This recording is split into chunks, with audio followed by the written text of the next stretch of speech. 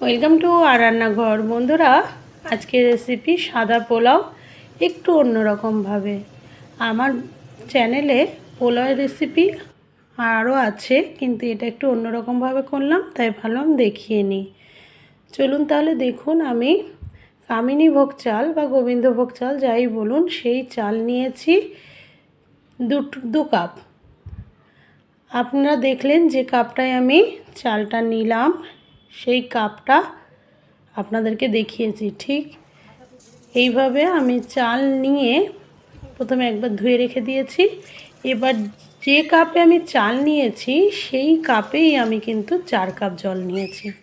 এটাই হলো পোলাওয়ের ফান্ডা, মানে যতটা আপনি চাল নেবেন তার ডাবল জল নেবেন। জলের মধ্যে লবণ, সাদা তেল, তেজপাতা, গোটা গরম মশলা, বড় এলাচ দিয়ে জলটাকে ফোটাতে দিতে হবে। এদিকে একটা মশলা করে নেব, আদা আর ধনে।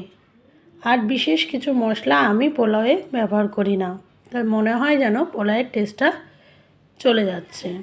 খুব সিম্পলভাবে করবেন, খেতে খুব সুন্দর হবে।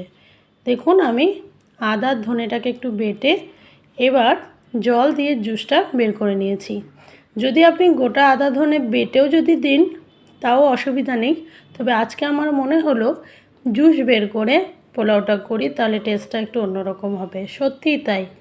এবার যে জুসটা বের করলাম সেটা আমি জলে দিয়ে দিলাম। জলটা ফুটে উঠেছে। অন্যদিকে একটা হাঁড়িতে আমি সাদা তেল নিয়েছি। তেলটা গরম হওয়ার পর যে চালটা ভিজিয়ে রেখেছিলাম, চালটা আপনি 15 থেকে 20 মিনিট ভেজালেও হবে, সেই চালটা দিয়ে দিলাম। চালটা হালকা করে ভাজলাম, প্রায় মিনিট 3-4 ভাজার পর আমি যে জলের জুসটা তৈরি করে রেখেছিলাম সেই জলটা দিয়ে দিলাম। এবার অনেকেরই মনে হয় যে পোলাও নরম হয়ে যাচ্ছে, শক্ত হচ্ছে, অনেক রকম ব্যাপার থাকে, কিন্তু সেই ব্যাপার আজকে থাকবে না, ভালো করে বুঝিয়ে দিচ্ছি। তারপরে আমি দিয়ে দিলাম একটু ঘি, 1 চামচ চিনি আর একটু কেওড়া জল। কেওড়া জল অপশনাল, যদি দিতে চান দেবেন, নাহলে দেবেন না। এবার ঢাকা দিয়েছি, ফ্লেমটা আমি হাই রেখেছি। ফ্লেম হাই রাখার ফলে দেখুন জলটা শুকিয়ে গেছে। যখন জলটা এরকম শুকিয়ে যাবে তখন ফ্লেমটা আপনারা কমিয়ে দেবেন। কমিয়ে দেওয়ার পর আমি একটু ফুড কালার ইউজ করেছি, আপনারা করলে করবেন, না করলেও অসুবিধা নেই। দিয়ে যখন আরও 5 থেকে 7 মিনিট আমি লো ফ্লেমে রাখার পর তাওয়াতে 5 থেকে 10 মিনিট আমি বসিয়ে রেখেছি। উপর থেকে দিয়ে দিলাম পেঁয়াজ বেরেস্তা। তাহলে ফান্ডাটা কি ছিল?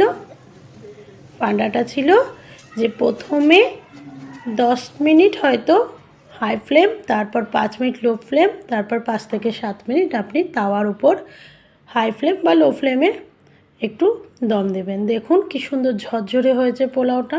এটাকে সাদা পোলাও বলে, ঝরঝরে পোলাও বলে।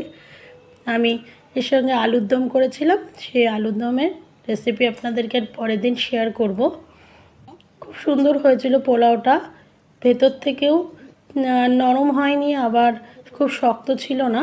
Thank you.